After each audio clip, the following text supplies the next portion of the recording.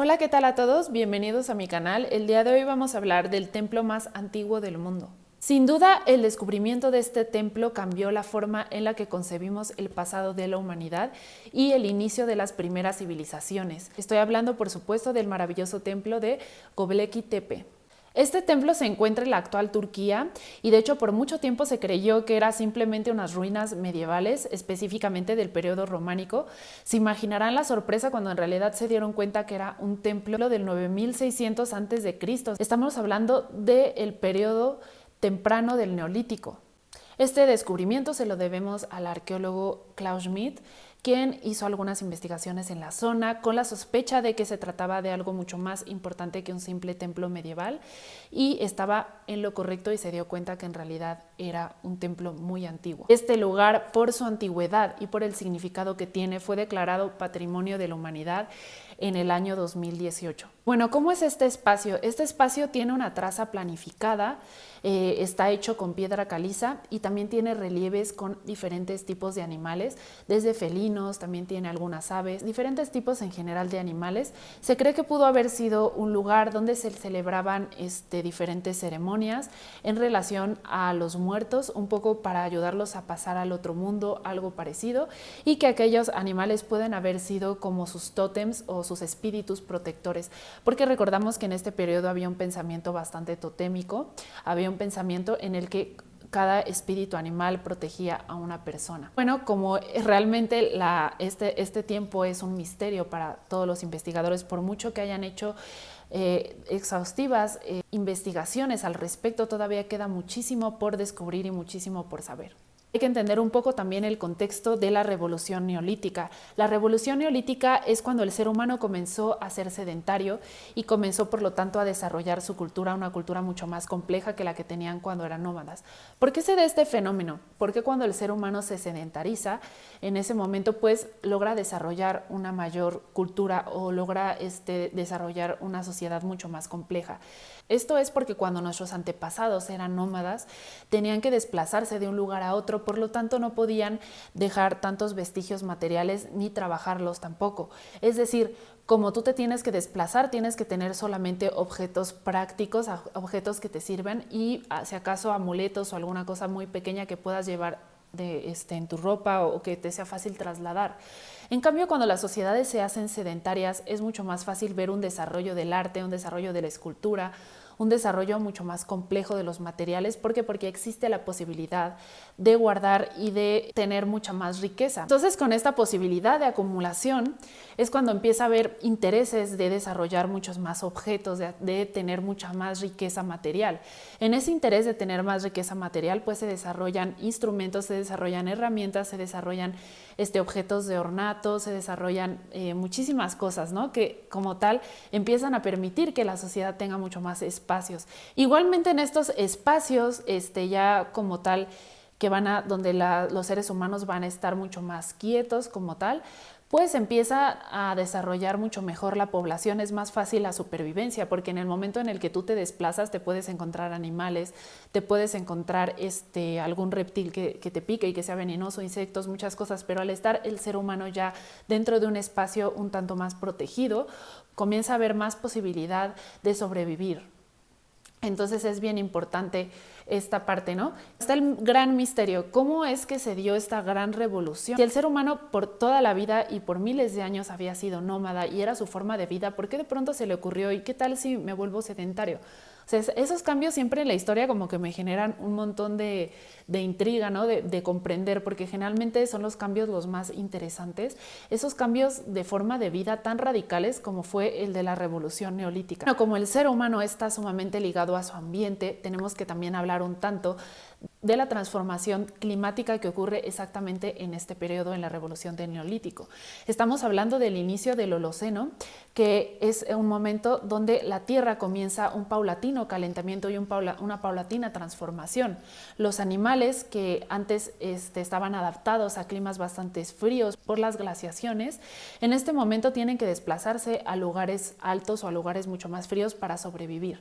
El ser humano entonces ya no tiene tan a la mano la cacería de estos animales.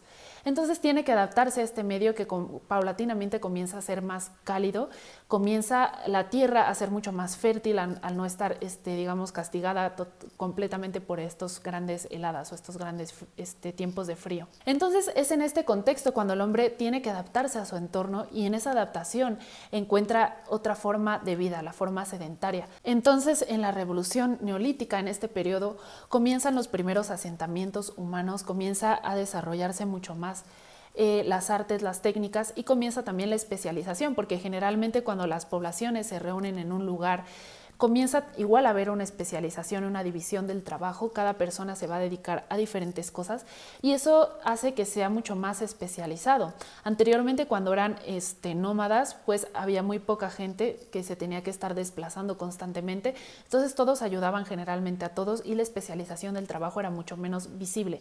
Pero ya en estos asentamientos, en estos primeros asentamientos, ya se puede ver que hay una especialización del trabajo. Ahora, ¿por qué Göbekli Tepe fue una revolución y un cambio de pensamiento, o bueno, del pensamiento que tenían los investigadores acerca de la revolución neolítica?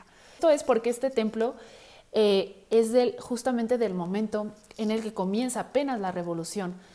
Es un tanto ilógico o un tanto insólito que en estos primeros años de la revolución se haya construido algo tan complejo. Se creía que en este tiempo apenas el humano comenzaba a sedentarizarse y no tenía por qué tener esta tecnología o esta habilidad técnica para levantar este lugar. Entonces se imaginarán las dudas que surgen alrededor de esto. Antes se creía lo que les estaba comentando, que la revolución neolítica había sido una cuestión en relación al ambiente, que bueno, claramente tiene que ver, pero se creía que había sido una cuestión de supervivencia, un tanto más material. Para la construcción de este templo, para la construcción, el levantamiento de estas rocas, el tallado de la piedra caliza, tuvo que haber personas y trabajadores que estuvieran en este lugar asentados, de alguna manera sobreviviendo. ¿Por qué? Porque tenían ese objetivo en común, construir ese templo. Entonces aquí como que cambia un poco el paradigma, o sea, realmente primero fue el templo y después la ciudad, primero fue el templo y después el asentamiento. Esto es muy curioso porque, bueno, se piensa que pudo haber en esta época en la que el ser humano era nómada, pudo haber algunas reuniones sagradas entre clanes o algunas reuniones donde diferentes grupos se acercaban y celebraban ceremonias religiosas.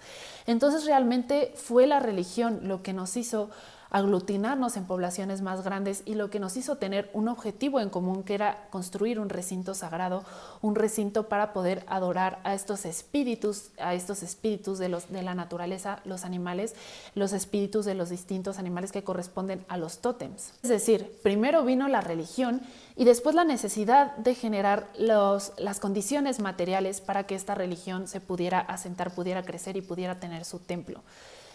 Contrario a lo que algunas materialistas piensan, que en realidad primero son las necesidades corporales y después las necesidades espirituales, este descubrimiento nos gira un poco ese paradigma y nos dice que realmente están primero esas necesidades espirituales, o sea, realmente hay un impulso espiritual muy grande en el ser humano que después hace que se transforme la vida o se transforme la forma en la que las personas conviven entre ellas. Es decir, el misticismo es lo que dio un giro de 180 grados a la vida humana. Esto da vuelta a la concepción original que tenían los investigadores y a la concepción que tenemos nosotros como historiadores de la humanidad. Cuando ocurrió la construcción de Göbekli Tepe, en realidad no se encuentran restos de una ciudad compleja. Es decir, antes se pensaba que primero era la ciudad, primero estaba esta necesidad de protegerse del clima, se construyó y hasta el último se construían los templos, ¿no? Pero al ser este templo, el asentamiento, o sea, prácticamente la cosa construida más antigua que se ha encontrado en toda la humanidad, pues se piensa que en realidad fue la construcción del templo lo que propició el desarrollo de la ciudad. O sea, imagínense qué complejo y qué cambio de paradigma nos está entregando este descubrimiento, ¿no? Bueno, esto ha sido todo. Espero que les haya gustado muchísimo este video y que hayan quedado tan sorprendidos como yo con esta interesante historia del descubrimiento del templo más antiguo del mundo. No olviden suscribirse, no olviden darle like, compartir. Igualmente no se olviden de comentar, saben que leo todos sus comentarios y que son bienvenidos. Muchísimas gracias por ver y nos vemos en el siguiente video.